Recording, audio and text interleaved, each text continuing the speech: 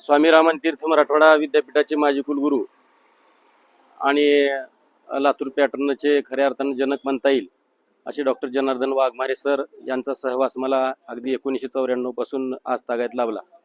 म्हणजे ह्या 32 वर्षाच्या सहवासामध्ये मला अनेक अनुभव आले। खरं तर तेवढे अनुभव शेअर करणं या ठिकाणी शक्य नाही। पदोपदी ज्या वेळेला सरांच्या सोबत आम्ही राहायचो त्यावेळेला एक वेगळा अनुभव आम्हाला यायचा। मग मी यशवंतराव चव्हाण प्रतिष्ठानवर गेल्या 13 वर्षापासून आहे।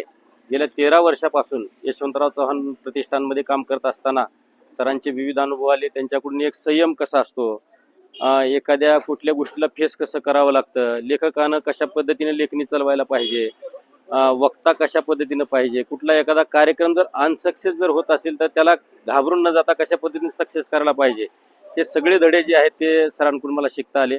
एक महत्त्वाची गोष्ट तुम्हाला मी सांगतो की ज्यावेळेला हैदराबाद मुक्तीसंग्रामाच्या अनुषंगानं सरांकडं मी बसायचो आणि मला असं वाटायचं की हैदराबाद मुक्ती लढा हा त्यांनी स्वतः ते लहान असताना त्यांनी पाहिलेला आहे।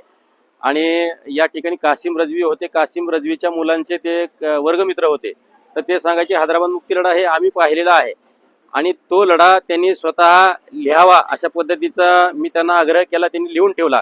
दुसरी गोष्ट, ज्या वेळेला मी त्यांच्यासोबत आता मुंबई विद्यापीठामध्ये, कोल्हापूर विद्यापीठामध्ये, नागपूरला जात असताना त्यांच्या प्रवासाची जी त्यांची बैठक जी होती 12-12, 13-13 तास, मी विचारायचो त्यांना की कसं सर तुम्ही एवढं कसं बसता, मध्यंतरी तुम्हाला थकवा कसा येत नाही। त्यांनी सांगायचं की आमचे जो काळ होता त्यावेळेला काही एवढ्या काही फार मोठ्या प्रमाणात सुविधा नव्हत्या, तर त्यावेळेला आम्ही बसमध्ये बसायचो। त्यावेळेला आम्हाला जो खरतड प्रवास आम्ही जो सहन केला, मग ती अगदी यशवंत शाळा पत्र्याच्या शेडमध्ये असताना, शाहू कॉलेज पत्र्याच्या शेडमध्ये असताना पासून ते यशवंतराव चव्हाण प्रतिष्ठानची जी वाटचाल आहे तिथंपासून इथंपर्यंत सरांनी जे कष्ट सोसलंय ते कष्ट कशा पद्धतीनं सहन करायला पाहिजे, परिस्थितीला फेस करायला पाहिजे, माझ्यासारखा एक कार्यकर्ता घडवण्याचं काम खऱ्या अर्थाने सरांनी सांगितलेलं आहे। सर आजन्म ज्या वेळेला मी पुस्तक रूपानं पुस्तकाकडे कुठल्या तरी पाहीन त्या रूपानं मी सरांना पाहणार आहे।